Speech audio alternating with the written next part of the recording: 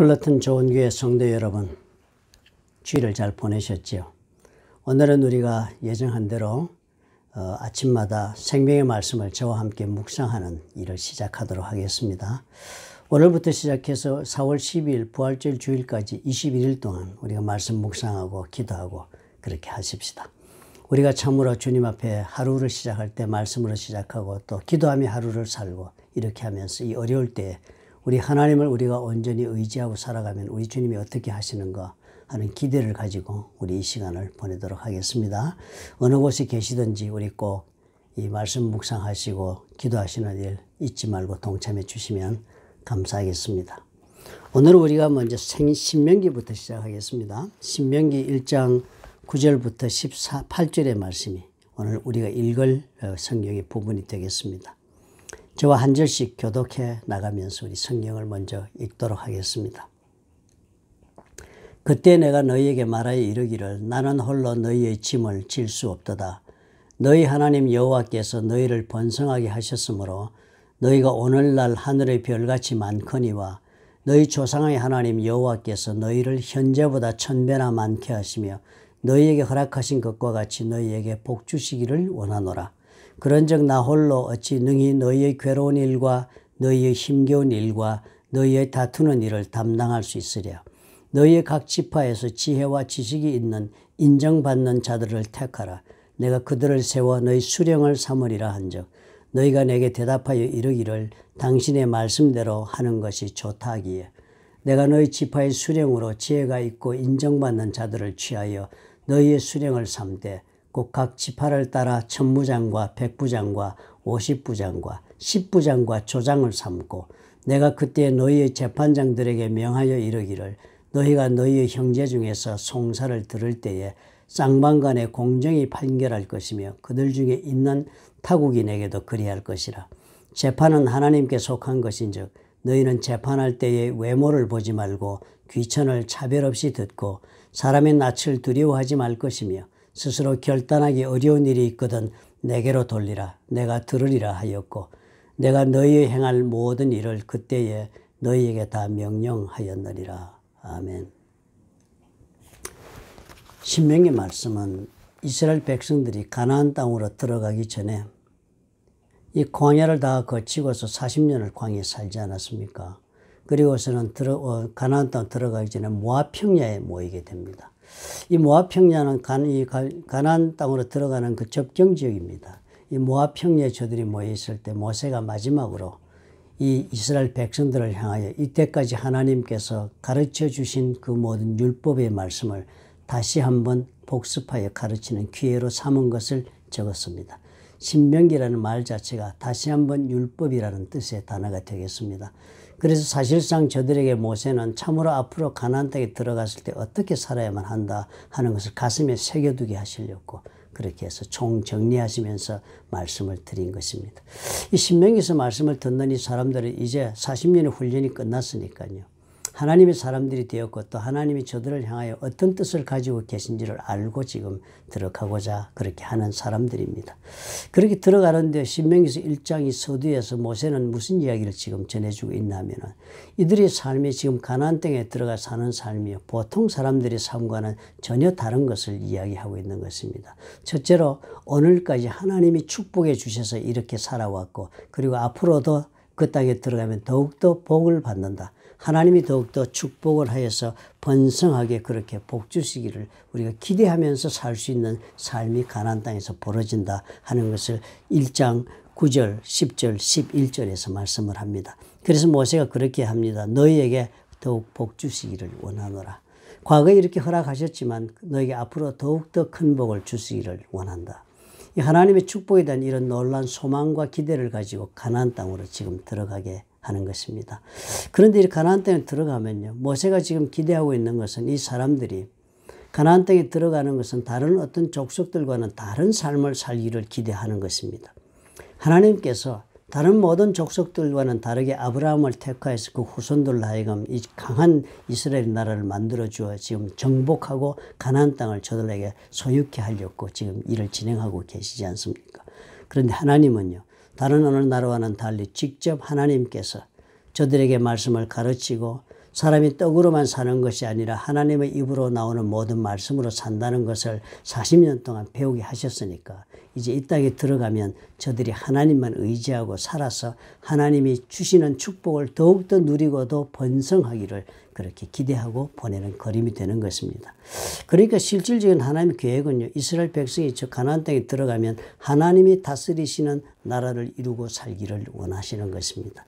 어떤 다른 왕을 세우는 것이 아니라 하나님이 직접 왕이 되어서 통치하는 나라를 이루어서 이스라엘 백성들은 사람이 세운 그런 사람이 왕이 되어 다스리는 국가가 아니라 하나님이 직접 통치하시는 신정 왕국을 이루기를 하나님은 계획하시고 저들을 훈련하셔서 들여보내는 것입니다.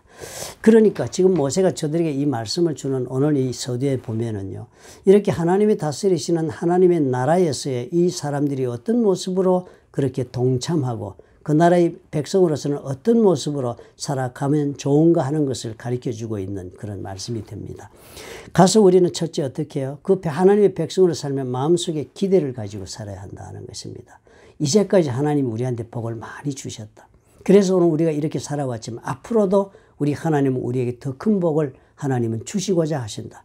그것을 우리가 소망하고 살자 하는 것이 하나님의 다스리는 날에 사는 사람들의 첫 번째 가슴에 품어도 좋은 그런 소원이 되겠습니다. 그 꿈을 가지라 하는 것입니다. 그 꿈을 가지고 하나님을 믿고 나아가라. 그리고서는 그렇게 나아갔는데 모세가 보니까요, 오늘 놀랍게도 모세는 또 전혀 이때까지 광야에서 하지 않았던 새로운 조직을 짜는 일을 하는데 그 조직이 다른 것이 아니라 자신의 고난을 위임해 주는 것이었습니다. 각 지파의 수령들로 지혜가 있고 인정받은 자들을 세워서 그 가운데 그 사람들의 능력과 지혜와 그리고 사람들의 신뢰에 따라서 차등급을 주면서 직분을 맡깁니다. 1000부장, 100부장, 50부장, 10부장, 조장 이렇게 맡깁니다. 사람들마다 다르게 책임을 위임해 줍니다. 이때까지 모세가 한 일은 무엇이었습니까? 하나님께서 당부하신 일을 감당했던 것이 모세의 역할이었습니다. 그런데 이제는 어떻게 해요? 가나안 땅에 들어가면 너희들은 이제는 나 혼자 감당한 일들을 너희들이 다 분담하여서 하나님 앞에 감당하는 삶을 살아야 되겠다. 이렇게 말씀하는 겁니다. 즉 하나님이 다스리는 날에 들어가면 마음의 소원을 가지고 사는 거야. 주님이 더욱 축복하시고 번성케 하실 것이다.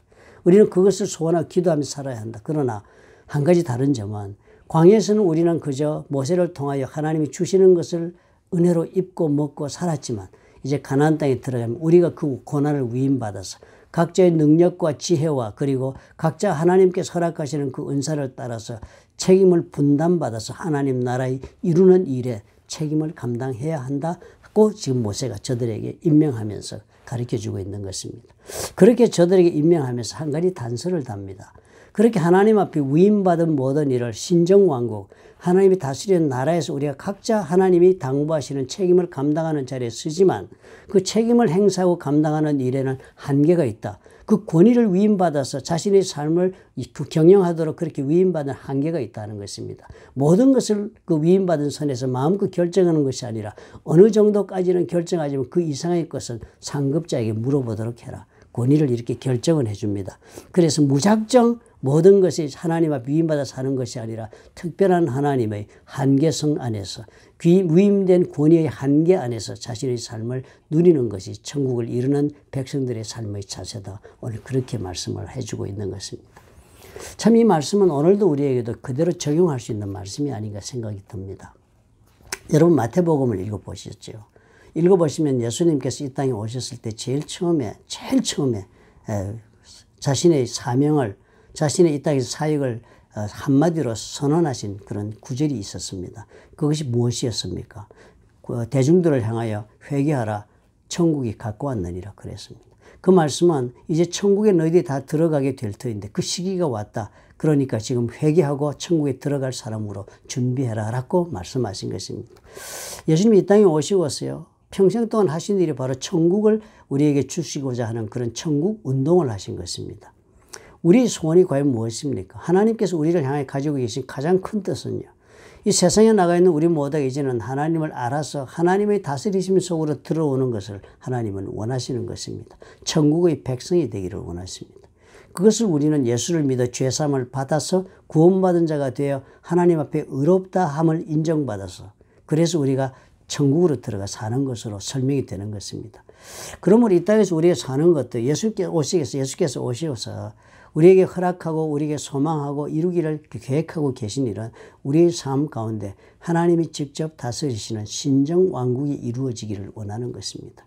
그것이 천국에 가서만 이루어지는 것이 아니라 이제 이 땅에서도 성령께서 우리 가운데 거하시면서 하나님의 나라가 우리 영혼 가운데부터 일어나기 시작해서 하나님이 직접 다스리시는 우리의 삶, 우리 하나님이 다스리시는 우리의 가정, 우리 하나님이 다스리시는 나의 직장, 나의 사회가 되기를 주님 원하시는 것입니다.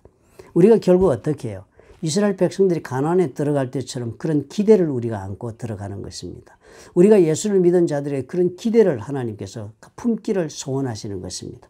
우리는 그렇다면 이 모세가 신명기서를 통해 이스라엘 백성에 당부한 대로 오늘 우리가 읽은 말씀대로 사실은 우리의 삶 가운데도 동일한 그런 이해와 믿음을 품어야 마땅하겠습니다. 신명기서에 말씀하신 것처럼 우리는 하나님 앞에 이런 소원을 품고 예수를 믿고 평생을 살아야죠. 오늘보다는 더 나은 내일의 삶을 하나님께서 준비하고 계시다. 이제까지 내가 받은 복도 크지만 앞으로도 하나님은 더 큰 복으로 나를 채워주시기를 내가 정말 기대하고 소원합니다. 라고 기도하면서 살아야죠. 하나님의 백성의 삶의 특징이 그런 것이랍니다. 더 잘 될 것을 기대하고 더 높은 곳으로 향하여 올라갈 것을 기대하고 더 번성할 것을 기대하고 이제까지 입지 못하였던 더 큰 하나님의 은혜를 입을 것을 소원하는 것이 천국 백성의 영적인 방향인 것입니다.